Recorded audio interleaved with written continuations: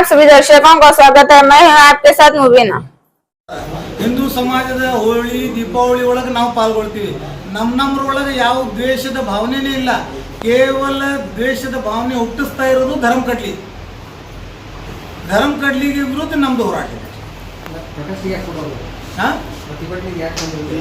ಪ್ರತಿಭಟನೆ ಅಂದ್ರೆ ನೋಡ್ರಿ, ಭಾರತೀಯ ಸಂವಿಧಾನದ ಉಲ್ಲಂಘನೆ ಆಗ್ತಾ ಇದೆಯೋ ಇಲ್ಲೋ.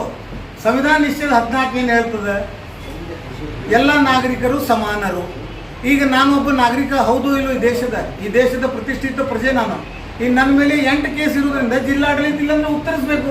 ನನಗೆ ಯಾವ ಮಾನದಂಡ ಮೇಲೆ ನನ್ನ ಮೇಲೆ ತಡಿಪಾರು ಮಾಡಿದ್ರಿ, ನನಗೆ ಯಾವ ಮಾನದಂಡದ ಆಧಾರ ಮೇಲೆ ನನ್ನನ್ನು ರೌಡಿ ಶೀಟರ್ ಲಿಸ್ಟ್ನಲ್ಲಿ ನನ್ನ ಹೆಸರನ್ನು ಸೇರಿಸಿದ್ರಿ? ಯಾಕಂದರೆ ನಾನು ಒಬ್ಬ ನ್ಯಾಯವಾದಿ, ನಾಗರಿಕರಿಗೆ ನ್ಯಾಯ ಕೊಡಿಸುವ ವೃತ್ತಿ ನಂದು. ಮತ್ತು ಅವನು ಜನಪ್ರತಿನಿಧಿ, ಅವನು ನಾಗರಿಕರಿಗೆ ನ್ಯಾಯ ಕೊಡಿಸುವವರು. ಅವನ ಮೇಲೆ 26 ಕೇಸ್, ನನ್ನ ಮೇಲೆ 8 ಕೇಸ್. ಈಗ ಕ್ಯಾಲ್ಕುಲೇಷನ್ ಮಾಡಿದರೆ ನನಗೆ ರಿಯಾಯಿತಿ ಕೊಡಬೇಕು ಸರ್ಕಾರ. ಆದರೆ ನನ್ನ ಮೇಲೆ ಇದೇ ಜಿಲ್ಲಾಧಿಕಾರಿ, ಇದೇ ಉಪವಿಭಾಗಾಧಿಕಾರಿ, ಇದೇ ಪೊಲೀಸ್ ಅಧೀಕ್ಷಕರು ವಿಜಯಪುರವರು ಗಡೀಪಾರು ಮಾಡಿದರು ನಾನು. ಮತ್ತು ಅವ್ರಿಗೂ ಗಡೀಪಾರು ಮಾಡಿರಿ. ಸಮಾನ ನ್ಯಾಯ ಕೊಟ್ಟಂಗೆ ಆಗ್ತದೆ ನೋಡಿರಿ. ಸರ್ಕಾರ ಸಮಾನ ನ್ಯಾಯ ಕೊಡೋಕ್ಕೆ ಇದೆ. ಸರ್ಕಾರದ ಕೆಲಸ ದೇವ್ರ ಕೆಲಸ ಅಂತೇಳಿ ವಿಧಾನಸೌಧ ಮೇಲೆ ಬರೆದಿದ್ದಾರೆ. ಸರ್ಕಾರದ ಕೆಲಸ ದೇವ್ರ ಕೆಲಸ. ದೇವರು ಯಾರಿಗಾರೆ ತಾರತಮ್ಯ ಮಾಡಿದ್ದಾರೆ?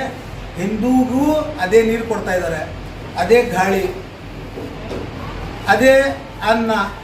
ಮುಸಲ್ಮಾನರಿಗೂ ಅದೇ ಗಾಳಿ, ಅದೇ ನೀರು, ಅದೇ ಅನ್ನ ಕೊಡ್ತಾ ಇದ್ದಾನಿಲ್ರಿ ದೇವರು. ದೇವು ಏನು ಮಾಡ್ತಾ ಇದ್ದಾನೆ? ಧರ್ಮ ಕಡ್ಲಿ ಅಂತವ್ರನ್ನ ಹುಟ್ಟಿಸ್ತಾ ಇದ್ದಾನೆ. ದೇವ ಮತ್ತು ದೇವರ ನಡುವೆ ಇರುವ ವ್ಯತ್ಯಾಸ ಏನಪ್ಪ ಅಂತಂದರೆ, ದೇವರು ನಿಮ್ಮಂಥವ್ರನ್ನ ಹುಟ್ಟಿಸಿದ್ದಾನೆ. ದೇವು ಏನಂದ್ರೆ ಧರ್ಮ ಕಡ್ಲಿ, ಆ ಶಿವಮೊಗ್ಗ ನಾಯಿ, ಇಂಥವ್ರು ಮಧ್ಯಪ್ರದೇಶದ ವಿಜೇಶ ಅಂತ ಮಂಗ್ಯ, ಇವಂತ ಹುಟ್ಟಿಸಿದ್ದು ದೇವ.